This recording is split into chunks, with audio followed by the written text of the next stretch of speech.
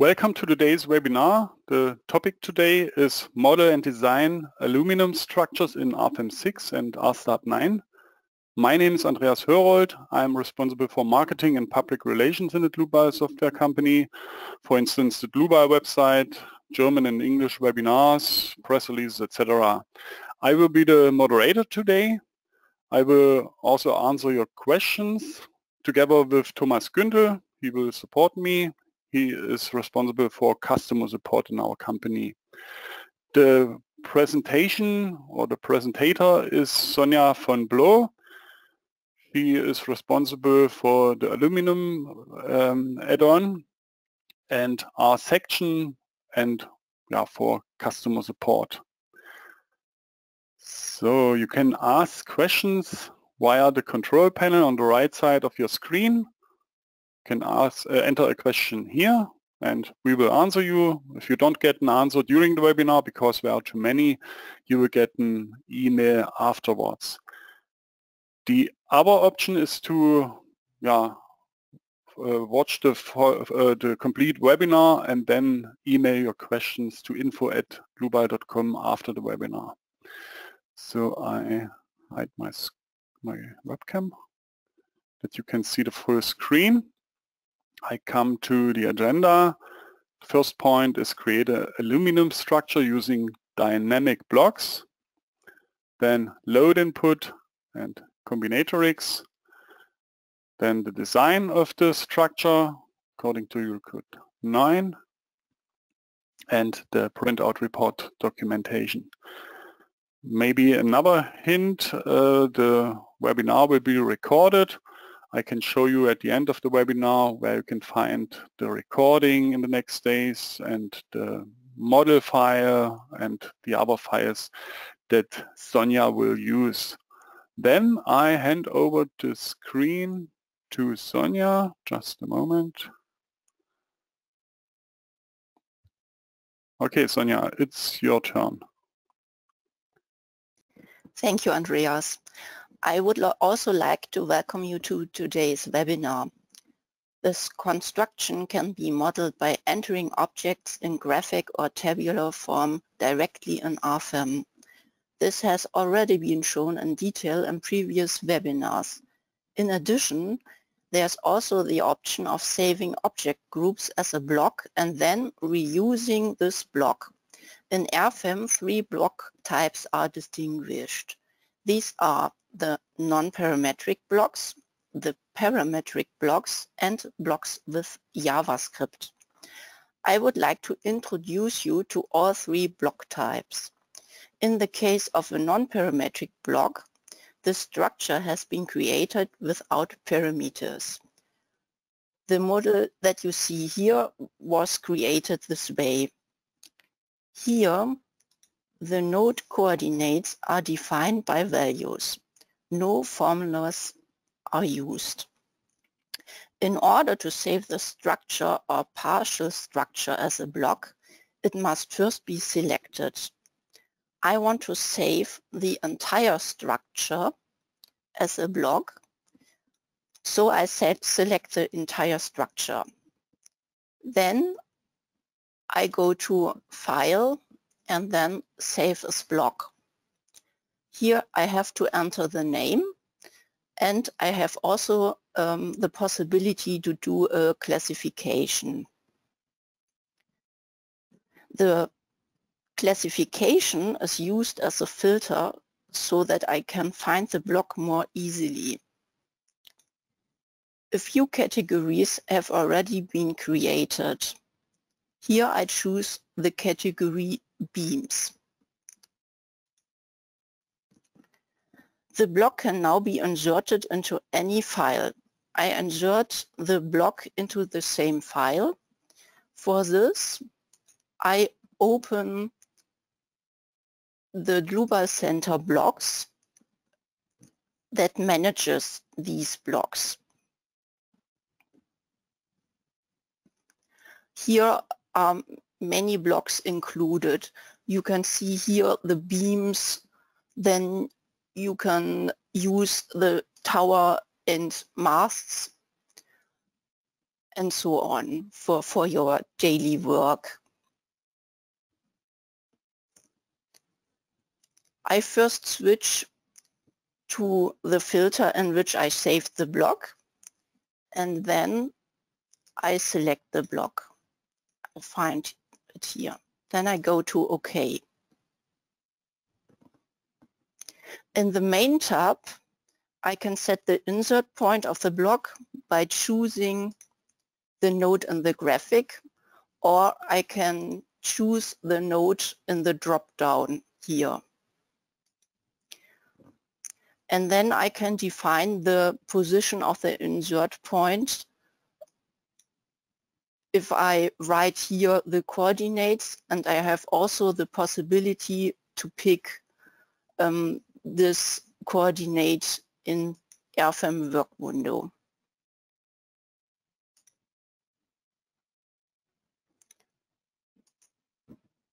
In the Structure tab, I can change the material, the section, and nodal support. This information was read from the construction which I saved as a block.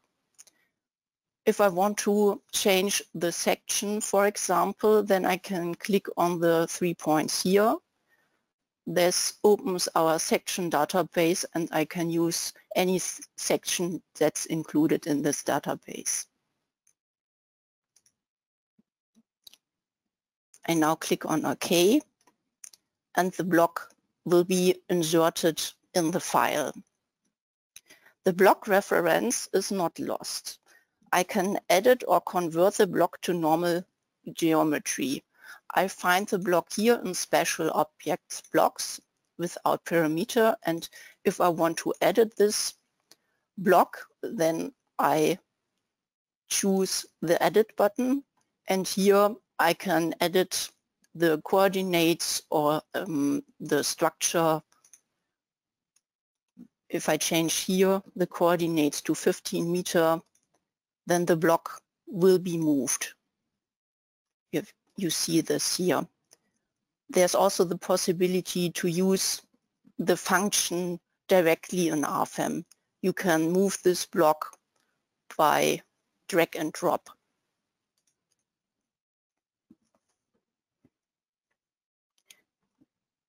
That's all to the blocks without parameters.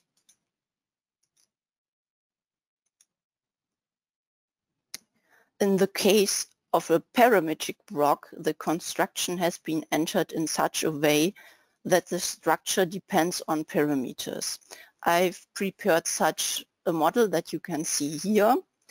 In addition to the geometry, loads can also be parameterized. The parameters can be set in the global parameters window. Here I have already created the lengths A, H1, H2, L1, L2, and L3. They have the unit group lengths, but I can choose another unit group as well.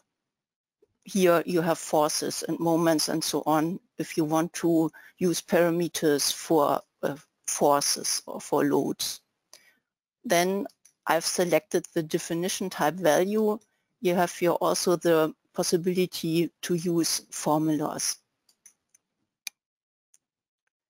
I have defined the coordinates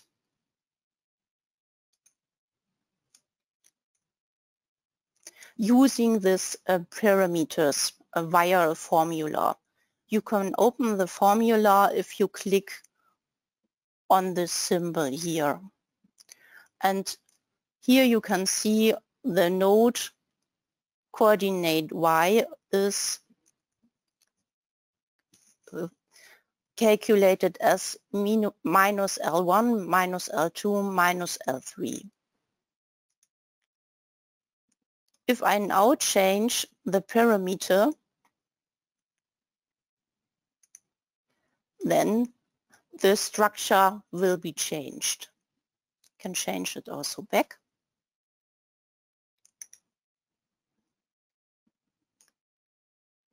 If I now want to save this structure as a block, I have to select the structure again. I want to save the entire structure, so I select the entire structure.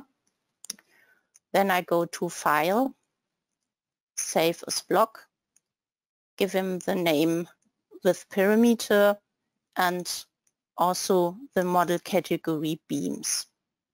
Click on OK. And then I will insert this block into this file.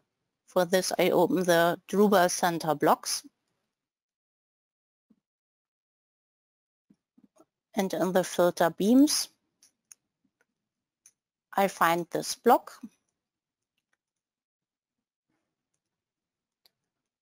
And in the main tab, I can do the same things like in the other block. I can choose the insertion point.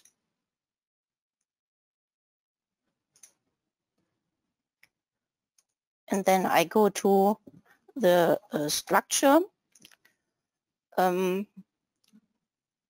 Here I have the same possibilities like in the other block. I can choose the material, the cross-section and the nodal support. But in addition, I have also the global parameters that I have defined in the structure before. And here I can change these lengths as I want to. I click on OK, and the mapping to the global parameters is lost. If I insert this into the file, I can see this if I change the global parameters. Click on OK. Then only the structure with the global parameters will be changed.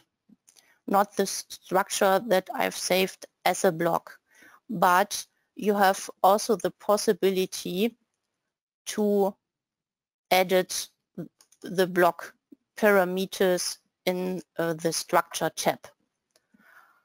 In addition, it's also possible to assign the global parameters to the block parameters.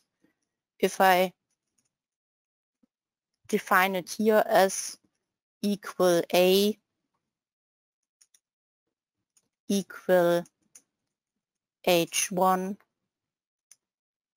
equal H2 equal H3, oh sorry, L1 equal L2 and equal L3.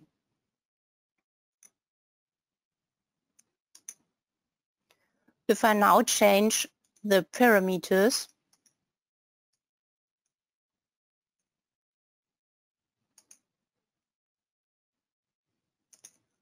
in both structures, the parameters will change.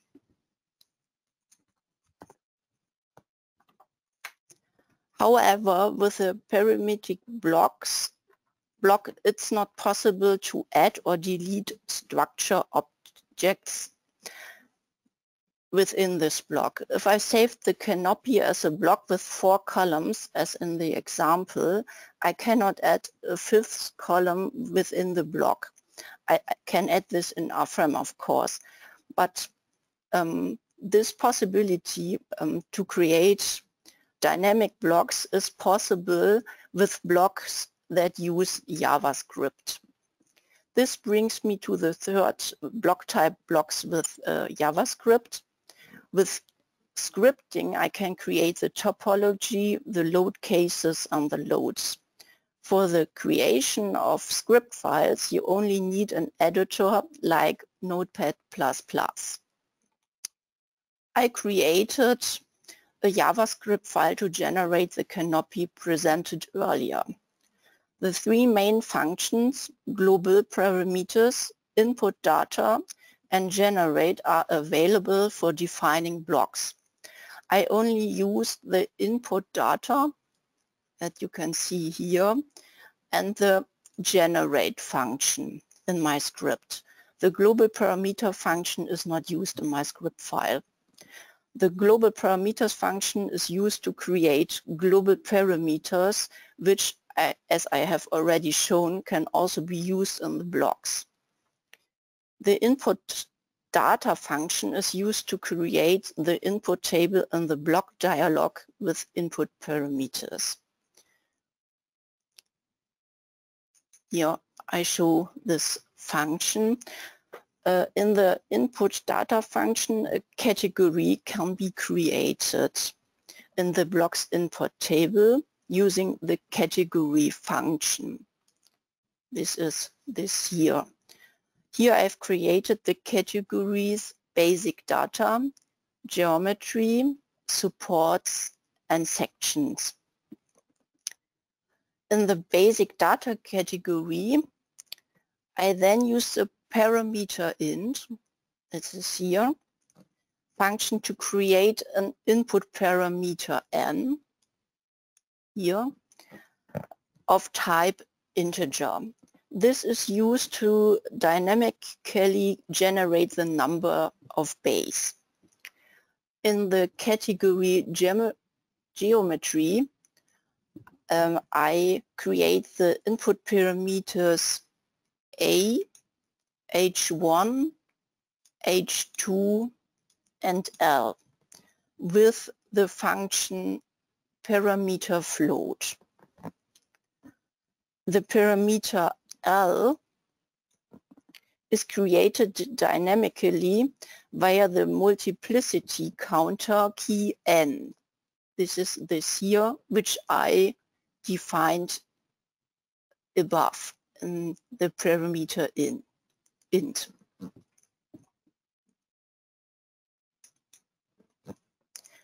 The function generate is used to generate blocks. Input variables added in the input data function can be used in this function. A list of the available objects and attributes can be found in the console via the info that you can open here in View Console. And if you click here on info, then you can see the object properties. Here maybe member hinges with a description.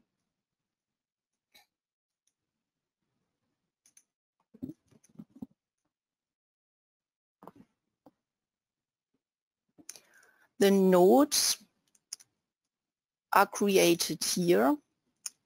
Also the members and the supports, the nodal supports. And here I also create in this function generate the dimension here with linear dimension. A documentation on the blocks with JavaScript will be available later on GitHub.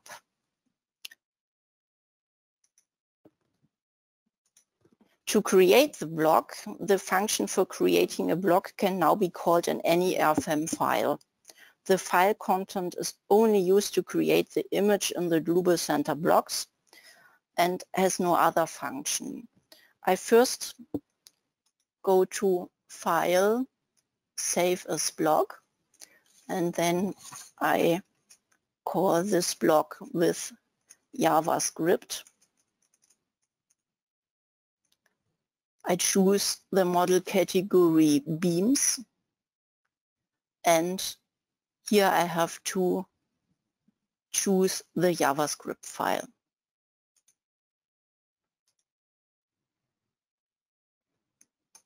Then I click on OK. If I now open the block,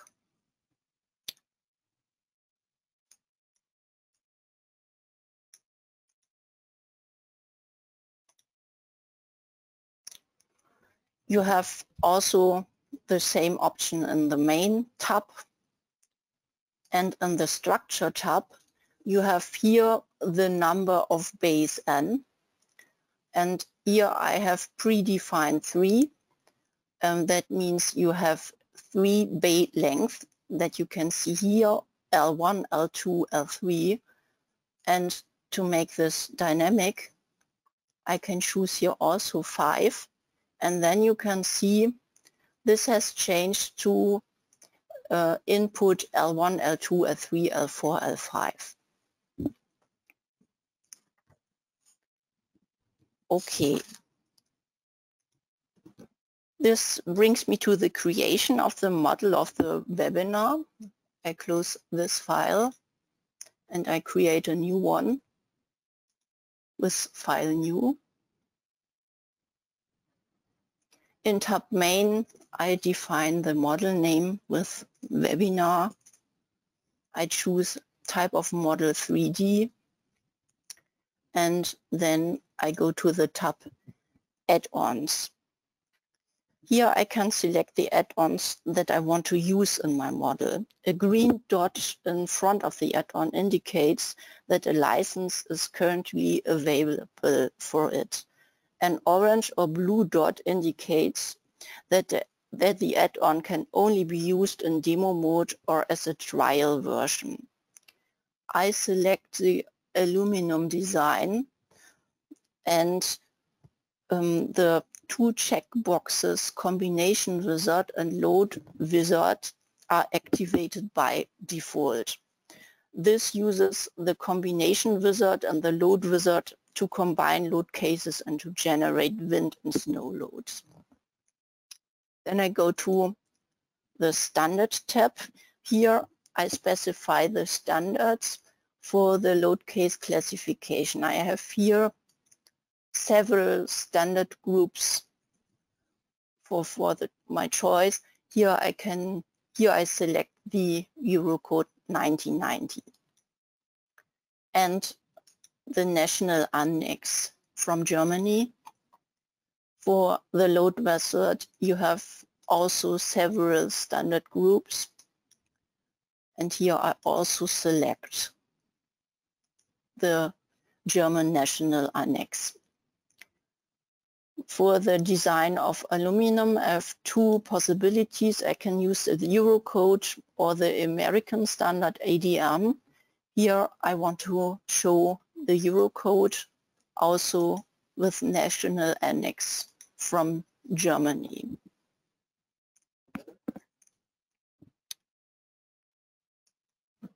General information such as acceleration of gravity and tolerances can be specified in the Settings and Options tab. Here I activate the member representatives. A member representative is a sample member with identical properties. The settings for the member representatives can then be made in the member representatives wizard. RFEM checks all members for similarities with regard to the activated criteria and outputs the result as a list. I can then assign properties such as effective length via the member representative, which defines these properties for all members of this member representative. This means I don't have to assign these properties to each member individually. Furthermore, I can easily find members with the same properties via the member representatives. Then I go to the tab Model Parameters. Here the geographic position of the model can be specified and information about the model can be entered. I want to assign a location here. To do this, I click on the 3 dots here. And here I have to enter the location. I choose our company headquarters. That's located am Zellweg 2 in Tiefenbach. And then I can confirm my choices with OK. And the load wizard for snow loads and for wind loads then uses the load values of the specified location. And I click on OK. This will create a new file. And to create the model, I insert the block I created earlier. For this, I open again the Dlubal Center blocks. Go to the filter beams and choose my block with JavaScript. I then click on OK. I choose the insertion point numbers 16 and I define the x coordinates in 2 meters. Then I go to the Structure tab. Here I choose a different nodal support. Here I choose this type. And for the purlins, I choose a different cross-section.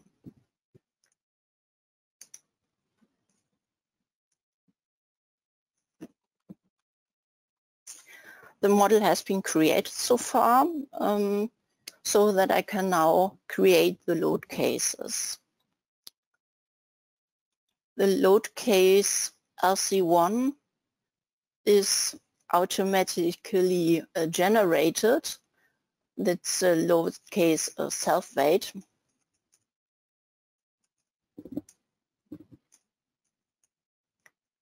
And the active self-weight checkbox is already activated here so that the self-weight of the structure is automatically generated as a load. In the static analysis setting here, I can select which calculation theory should be used to analyze the load cases. Analysis types are already preset for this. Here I have the analysis according to first order, second order, and third order.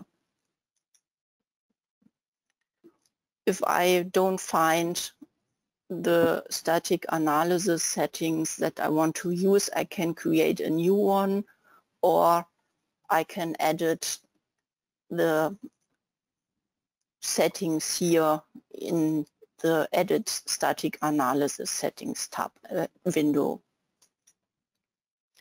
Here I choose geometrically linear. The action category that you can see here is important for the superposition. The partial safety factors and combination factors are stored in it. Here I choose permanent. Then I click on OK, and I want to define an additional load. To do this, I create a new surface load.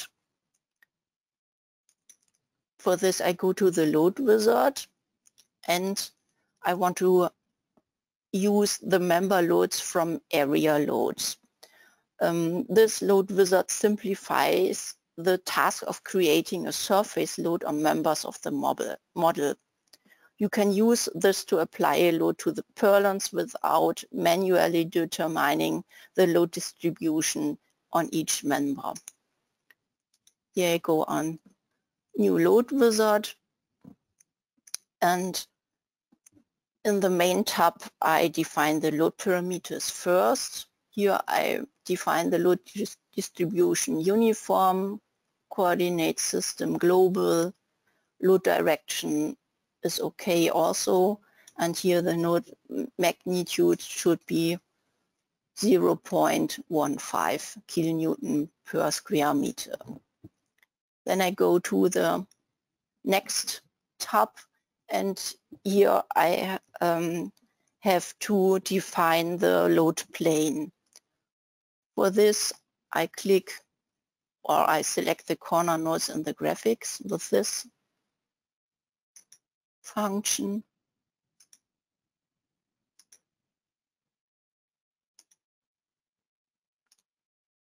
And then I click on OK.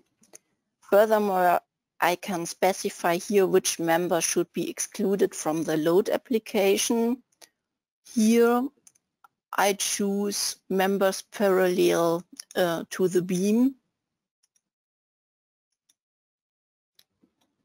And then I click on OK. The load can also be displayed separately with this function display separately for control purposes. Here you can see the load distribution.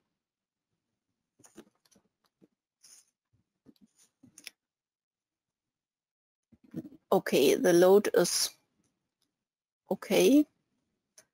And then I define the next load case. Here with new load case, I want to define a snow load. So I give this load case the name snow. Then action category should be snow. And then I click on OK. For this load generation, I also use a load wizard, and here we have the load wizard snow load. This load wizard simplifies the task of creating snow loads on members of the model in accordance with standards. So I create here the new snow load, and in tab main I have to choose which roof type I have.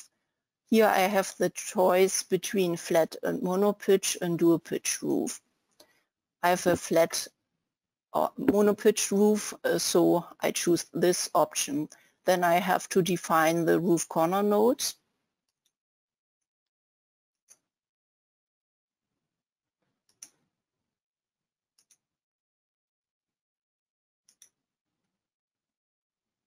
And then I don't want to apply the loads on the beams, so I select this beam. Then I go to the parameters. The parameter of the snow load have to be defined here. Since I have already selected the location and the model parameters, the parameters have already been taken from this. You can see this here. I have my location and the location and the altitude, load zone and so on are taken from this location. Furthermore, I can activate additional options such as snow overhang or snow guard or something like this, but unfortunately these functions are not yet finished. But I wanted to also consider a snow overhang, so I will define this manually. Then I click on OK. I can also show this load separately, and then I define my snow overhang with a new member load. For this, I change the load direction to global MZ on projected length, and I define here the load magnitude. This should be 0.537 kilonewton per meter, and then I choose the member where this load should be applied on, and I click on OK.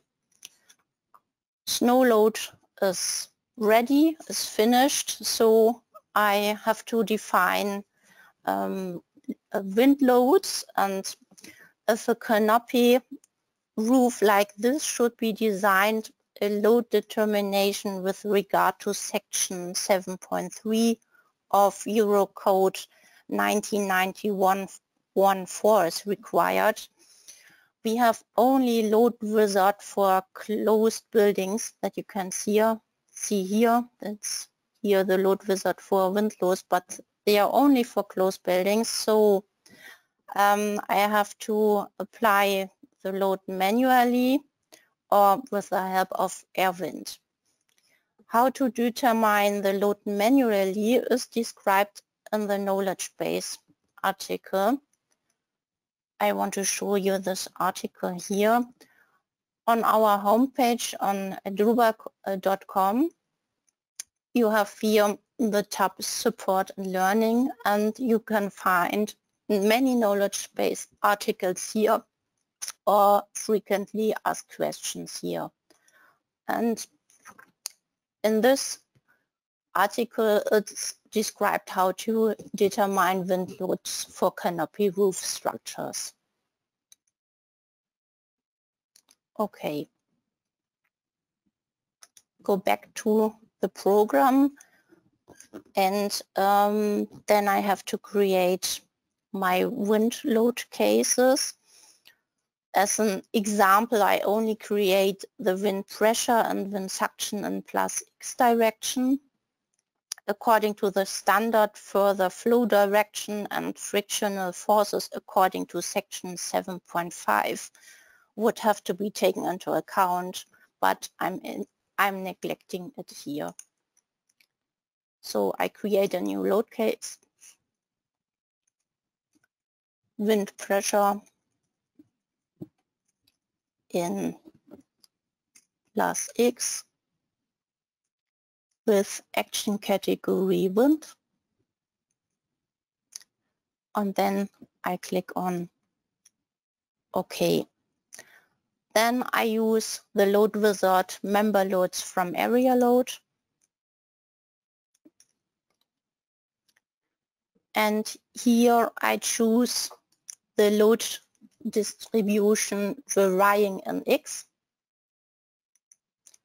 And I want to apply the load perpendicular to the load plane. So I choose here local Z. And then I go to the tab varying.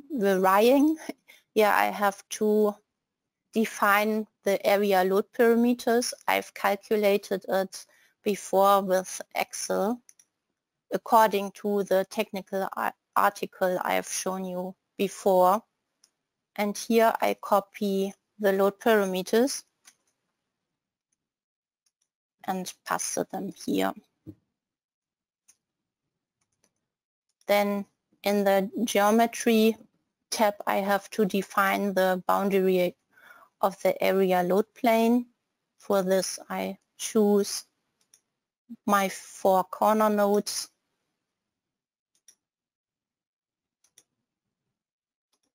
Click on OK, and I don't want that the load is applied on the member, so I select the member and then I click on OK. I can also show the load here as area load. Here you can see the parabolic distribution of this load. The second load is the wind suction in +x direction. For this I copy the wind pressure in +x direction.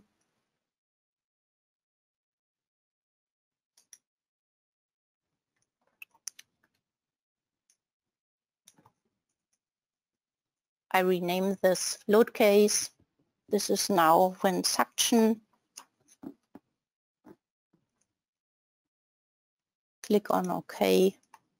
And I only have to change the parameters in the member loads in tab varying. For this I copy the wind suction parameters.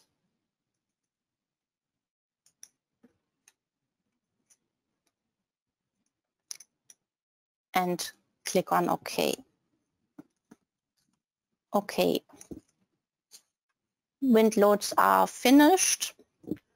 In a stability analysis, I determined that the influences from second order theory must be taken into account. How such a stability analysis can be done has already been shown in previous webinars. So I have to generate load combinations according to the second order theory, and I have to apply global imperfections. For this, I create the imperfection case, imperfection n plus x. We go here to imperfection and then new imperfection case. This should be my imperfection in plus x. Here I choose the imperfection type local imperfection. There are many more imperfection types. And the option assigned to all load combinations without assigned imperfection case is already activated. This ensures that the imperfection case is taken into account for all load combinations that are not entered manually in the assignment tab. Here in the assignment tab I can see the generated load combinations with imperfection, and furthermore you can assign the imperfection case to specific load cases and combinations. For example, if only the imperfection case, imperfection n plus x, with the load case wind suction in plus x is to be taken into account, then I have to move this load by double-clicking it to the assigned object, and then I have to deactivate the checkbox, and now I see the results. It's much smaller. I don't want to do this today. I want to assign this imperfection to all load combinations, so I activate the checkbox again. Okay, now I have to define the local imperfection. For this I create a new member imperfection. I choose the members where I want to apply the imperfections.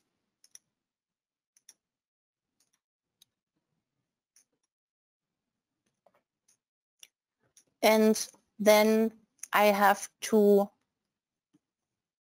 choose the imperfection type. Here you have the possibilities initial sway, bow, and so on. I choose here initial sway, and you have many definition types. I want to define the imperfection according to a standard, so I choose the standard, and I have to define the imperfection direction. If you want to see the directions, you can click here on this button and then you can see the result.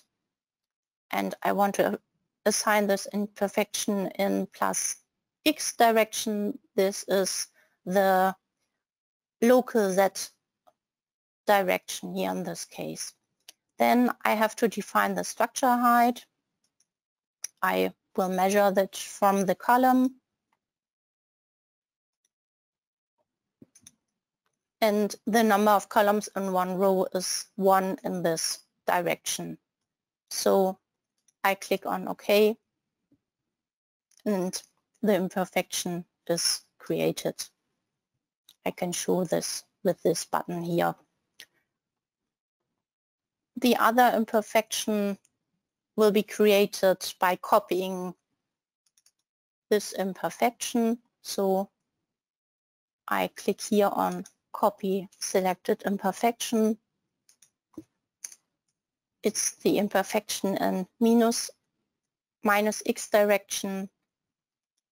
I click on OK. Then I only have to change my imperfection direction to minus z. Here I can see the results. Then I need an imperfection in plus y.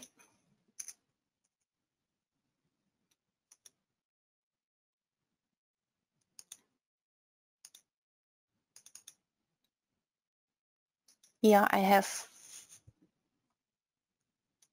the imperfection direction y, and in this direction I have 4 columns, so I choose here 4 and click on OK. Last imperfection is the imperfection in minus y. Okay.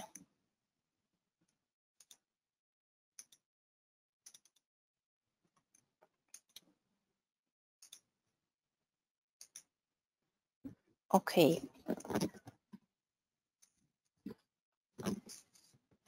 Now the imperfections are complete, my load cases are complete, and so I can make settings for the combinatorics. For this I go to the load cases and combinatorics, to the combination wizard.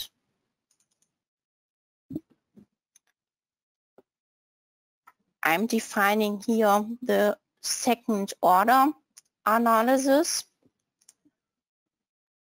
and then I activate the checkbox generate same load combination without imperfection case, and that's all what I want to do here. Okay. Furthermore, I make settings for the actions. For this, I open the Action tab, and the action category corresponds to the category of the corresponding load case. For action category permanent, I have here assigned the self-weight. For the snow loads, the snow. For the wind loads, the wind. And in the action type, this controls how the load cases of the action are taken into account in the superposition. Here you have the possibility to use the action type simultaneously if they can act in if the wind load can act in the same load combination, or alternatively if they don't act together, and they don't act together, so I choose this option here. Then I go to design situation. The standards describe how the actions are to be combined. And also Eurocode 1990 requires designs of the ultimate limit state and the serviceability limit states, for which specific combination rules apply. This is considered in the program 2 for design situation that you can see here are automatically generated by default. However, I can also add other design situations. If I click here on this button, create new design situation, and I can also choose the design situation type that I want to use. And on the info button, you get information of the combination rules of this design situation type. Okay. Then I go to load combination. That generates my load combination here. Static analysis settings are second order. That's what I wanted to have. So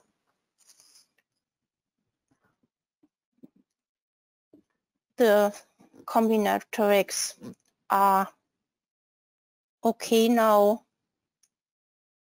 So I click on OK, and then I have to make my aluminum settings.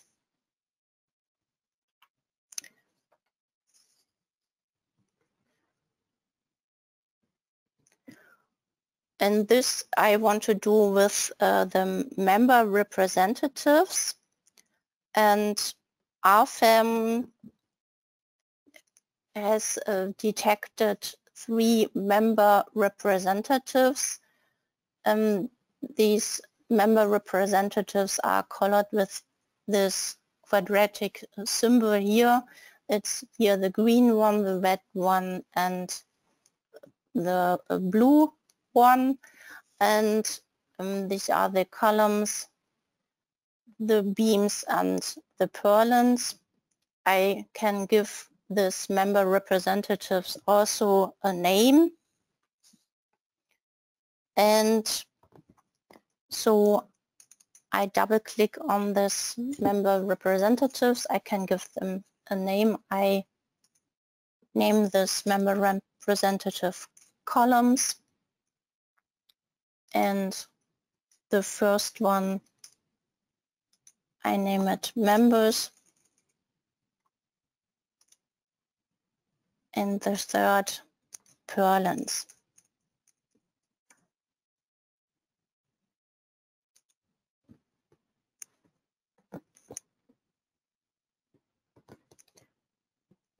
Okay, then I go to the tab design types. Here I have the possibility to define effective lengths, local section reductions, shear panels, and rotational restraints. And first I create a type for the effective lengths for the design of the columns. For this I click on create new effective lengths. First, it must be specified which forms of stability failure exist for the member. According to Eurocode 9, the possibility of torsional or lateral torsional buckling for hollow sections can be neglected, so I deactivate the checkboxes torsional buckling and lateral torsional buckling. However, these checks are not performed by default. On the ultimate configuration, I can also make other settings for this. I will show the ultimate configuration later. Then I go to tab nodal supports and effective lengths. Here I define my nodal supports and the effective length factors. This is okay.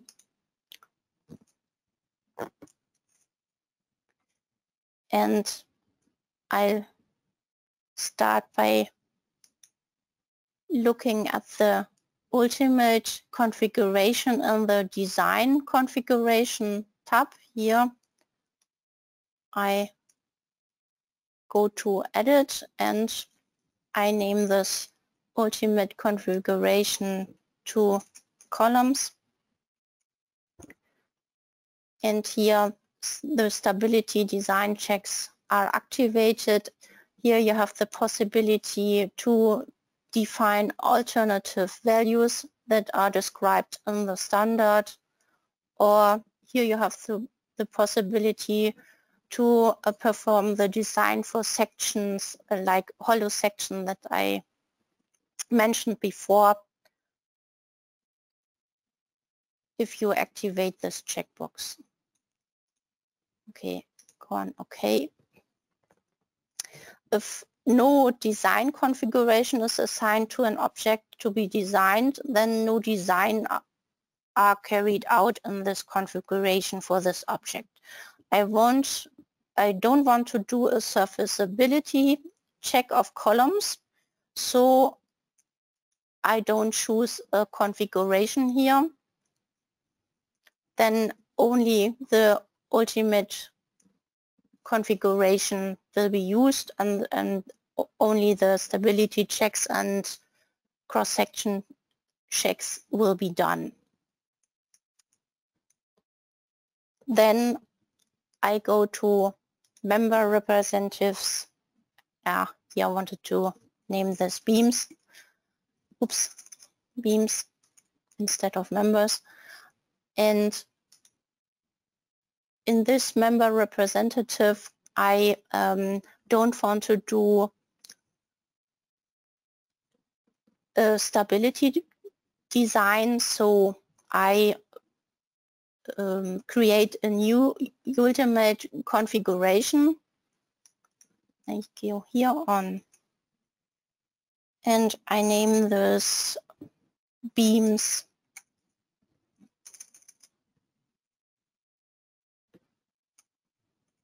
and purlins, and here I deactivate the checkbox perform stability design checks.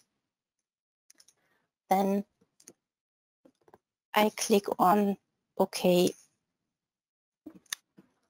Then I wanted to see my serviceability configuration. For this, I click on Edit Serviceability Configuration to open this window. And in the serviceability configuration, the limit values to be checked for the design can be specified. The deflection limits are defined as a fraction of the reference length. A distinction is made between the cases of beams and the cases of cantilever here in this section. Okay. Then I go to the tab Design Supports and Deflection. For the aluminum design, the beam type is derived from the defined design supports. If I define a support on both sides of the member, the type is interpreted as beam. If a support is only defined on one member side, the member type is interpreted as cantilever. Depending on the type of beam, the limit values defined in the serviceability are used. Here I have a cantilever, so I only define support on the member start. For this I click on New Design Support, and here I activate the support in Z-axis. You have here the possibility to define the support width and depth. This has no influence on the design. Then I click on OK. Then I choose the check direction. Check should be done only in local axis Z. Displacements reference, you have here two possibilities, should be deformed segment ends, and the design supports also take on the function of segmenting the members for the deflection check. Such design supports can be defined at every intermediate nodes of the member. Depending on the location, you can use this here to check different reference lengths for determining the permissible deflection. But I don't have a node here on this member, so I don't use this. Then I go to the member representative purlins. Here I go to design configuration. I want to use design configuration beams and purlins, as I don't want to do a stability check here. And I use the same serviceability configuration. Then I go to the design supports and deflection, and this design, this the purlins are have supports on both sides of the member, so I use the same design support that I created before. Okay, then I choose also the check direction local axis Z, and I think, okay, now I've defined all things here. All types for aluminum design can be represented also graphically. For this, I open the navigator display, and here you can see the types for aluminum design. Here you have several possibilities. You can see the member effective length graphically. If you activate this checkbox, you can see that here, or you can see the member supports or design supports here. Okay. This allows easy checking of the correct assignment and clear documentation of the graphic printout. I would like the other settings in the table. For this, I enlarge the table a little bit. Here you have the possibility to choose the table structure, imperfection, and so on, and you have also a filter for aluminum design. This shows the tabs for the design situations and objects to design. And in the design situations, here in this table are listed all design situations that are listed in the model.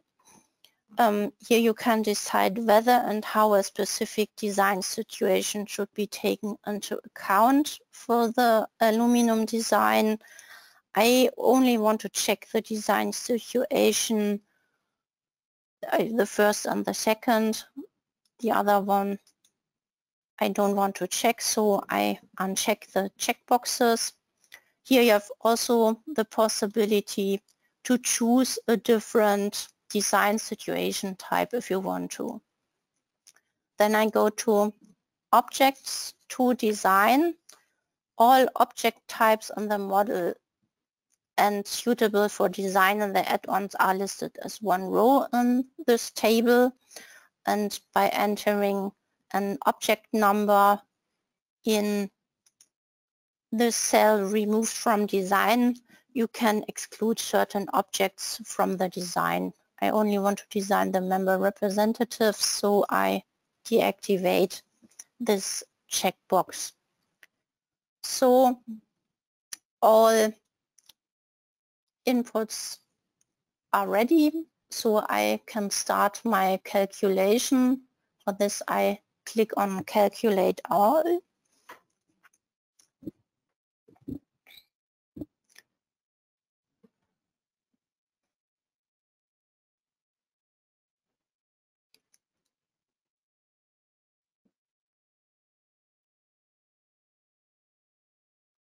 After the calculation, you can choose navigator results if you want to see the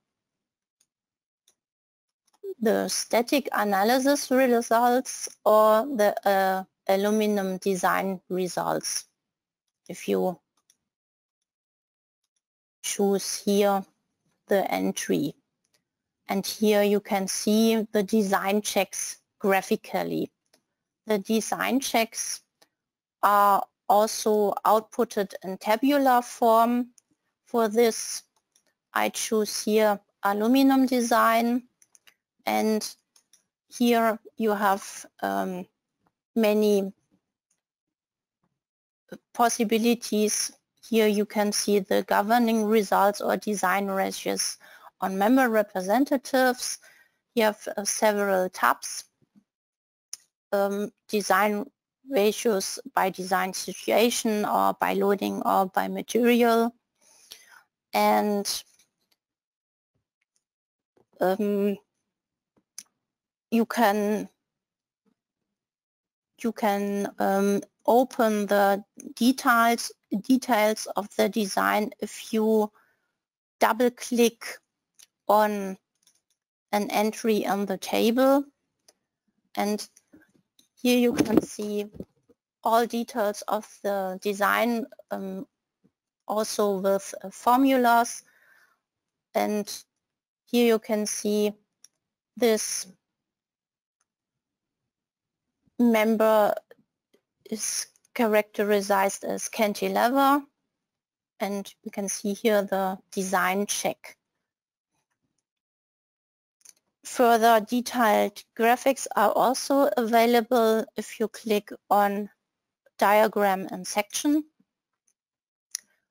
Here you can choose the stresses, and then you can see the stresses on the section. And it's also possible to show the result diagrams for the static analysis and for the aluminum design. Here you can choose which member representative should be displayed here in the tab. Yeah. Finally, I would like to show you the documentation. The Aluminium design add-on is fully integrated into the main program.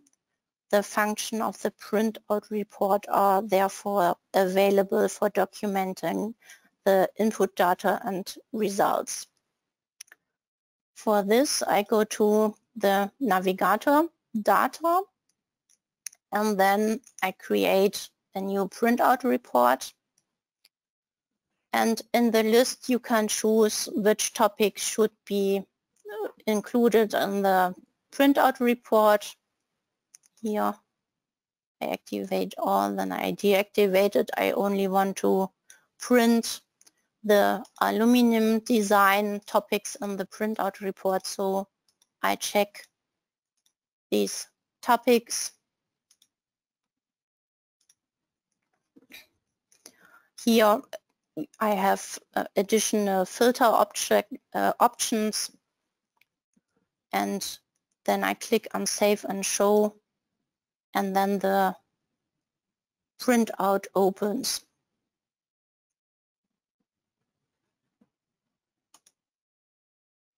And here you have the results in tabular form. It's also possible to print graphics to the printout report. For this, I go to Print Graphics to Printout Report, and then I can do the settings in this window. For the graphic picture, I want to rotate this graphic, so I choose here a rotation.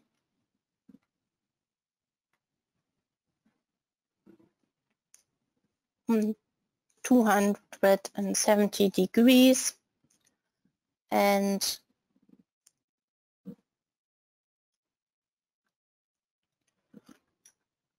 then I click on Save and Show.